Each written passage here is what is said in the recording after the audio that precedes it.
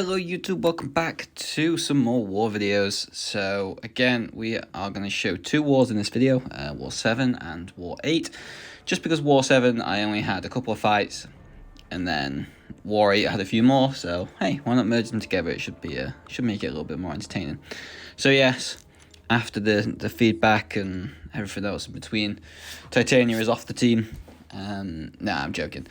I was pretty happy with the way them fights and that went. It was all just a good laugh. This war I have White Magneto, Clairvoyant, and Thing. So another couple of champions that I've not used this season before. White Magneto is going to get 0 action, sadly, apart from pre-fights. He's a king in his own right. But I'm just going to show this quickly, just me joining. The way this kind of war goes, the way the plan was, again, just had the 2 fights in section 2, and then that was it. So I cut the recording here, and then move on to where I'm actually doing fights in section 2. Now, because I did, there was a reason why. Oh, because the mini boss island and boss island actually got rushed while I was asleep. One of the White Magnetos that had spear was meant to go to a mini boss, but they did it without it. So I'm now going to use that on the Howard the Duck fight. But remembering that Howard the Duck fight normally would be a global defender, but this time he obviously won't be because the boss has gone down. So anyway, we've got this Nimrod here first and foremost with Clairvoyant. I'm just going to throw on a couple of boosts here. Yeah. I personally think I prefer Nebula on this, but Claire is also very safe and very easy to use. So just stay in bleed phase, throw your specials, game over. That's about all there is to this Nimrod fight. I think it's like 2 minutes, maybe just over 2 minutes of a fight. I think. I know that the Howard the Duck fight finishes much quicker than what this one does, which is very weird to say that Thing actually finishes the fight relatively quickly, especially for most people that have been assigned him over the last few seasons. It was always noted that Thing was, like, quote unquote, one of the slower sort of attackers because he has the ramp up to build in, and yeah, it is what it is. But you can see here a couple of specials down. We're about 40 seconds in, and he's just about a third of his health. So 2 minutes ish should be about right as long as his AI in that plays ball. I am sometimes okay with that Nimrod special one. Sometimes I just have a bad day. It seems so far like I must have been having a relatively steady day. And yeah, where I can, I'm just going to try and keep pushing into the special 2s. I don't really mind. He is actually in the phase now where if he throws it, he will get the unstoppable. And because I don't have the buff immunity on right now, that kind of happens there. And now with the armor, he has a chance to glance somewhere else. So I'm just trying to nullify everything, get myself ready to be able to throw another special 2. So you can see there I actually got special locked because of Mystic Dispersion giving me so much power. And yeah, so now unblockable and eradicate mode again, and I get clipped just at the end of the special 1. So now any attacks Nimrod does to me will actually hurt a lot more. So I just need to remember that if I do take a hit to the face, while this is my only fight with Claire, it will hurt. So getting into the special 2 here, not really taking any chances again. I'm not bothered about time. I'm not thinking about time in any way, shape or form. Nullify that unstoppable there, get rid of that nice and early. The special lock here comes in, so I can't throw my special 2. I'm going to bait the dash in, throw it. It leaves him just shy, I think, yeah. So now I can just throw a couple of combos and 100% health. Nimrod dead. Love to see it. So yes, this next fight here, you can see there is the global icon. But again, to stress, the boss is down, so the global icon is not there next to the node selection.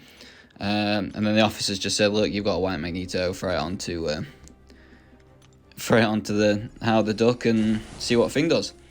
So, rank 3 Thing, gonna go wild. I believe my Power Start 1 just had a little bit of juice left in it, if I remember rightly. No, it didn't actually, no. So, here you can see I'm glancing almost everything because of the armor ups that Howard the Duck has. However, once I can hit the special 1 with Thing, it removes everything and the glancing stops the fight just becomes bait special ones, parry a few times, do a few combos, throw a special one, and it's pretty much as simple as that. I'm obviously not going to try and push him to the special 2 where I can. Even if I was doing the fight with the global up, I would still be having the same thought process of, this is a special 1 fight, we don't try and like bait anything else. If I had to try and hit his block or whatever with the global up, I would have done. It's a very weird placement. Seeing how the duck on defense normally would scream Corvus food, but again, I can understand why it's there.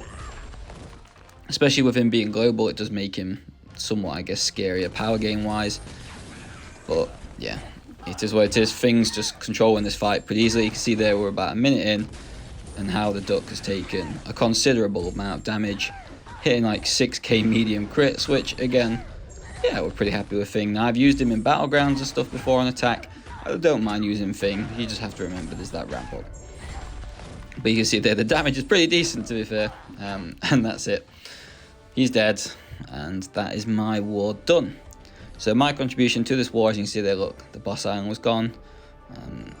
You're going to see in a second, though, that the final screen. So we did end up winning this war against DD13. I believe they're still in Masters as I upload this video. So good luck to them for the rest of the season. And now we've matched up against SGA1. Now there was 1 or 2 spots between us in Masters at this time. And we knew this is one of them alliances that if we can beat these here, it gives us a really good step in towards making sure that we can get the Masters for the end of the season. Maybe even push to top 10 later. But we'll see how it goes. So here, the officers gave us the plan, read through the plan, was like, look, I want to go to bed. Yep, perfect, fine.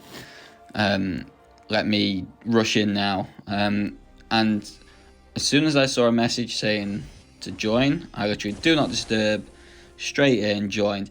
Then after I finished these fights, I saw a message saying, just check with me before everyone joins. So I apologize to my officers. I was a little bit excited to join this war and to and then maybe go to bed after. And you're gonna see me completely just, well, do pretty steady on the fights, to be honest, if I'm being honest. But I completely wasted invuln in this Havoc fight in the most ridiculous way. And you're going to see why in probably about 25 seconds when I finish the boosting screen, because I know how much this bugs people, apparently, to see me boosting. But I'd rather see people see me boosting and see exactly what I was doing than not. So anyway, I put on this 30% here, just because my second fight, I have a rough idea, but I'm still a little bit unsure, and we'll just see how that goes. So I was thinking about the Power Start 1, but then chose to go invuln. And like I said, you're going to see me really, really waste this. So I'm thinking to myself, right, White Magneto pre-fight on this. You can parry, it's safe, blah, blah, blah, done. So just let go of my inputs and just think, there you go. That 10k loyalty right there. Have it. Take all of my boost, have it. Oh, God, I don't have a moron counter like TJ. Anyway, so plan of action here is just to go through the normal special 2 method. I know the armor breaks won't stick or anything because it's going to go debuff immune, but it's going to give me at least some good damage and power back from the power back boost. It can give me a good chance to push him up to a special 2 and stuff without worry, keep my fury and that up from the knockdown protection, and then we're pretty good. So most part I'm just going to keep pushing them special 2s, bait the special 2s, go from that way.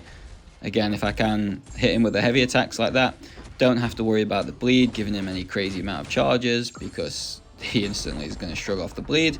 So again, don't need to worry about that. It's just literally a fight to drag a Warlock out.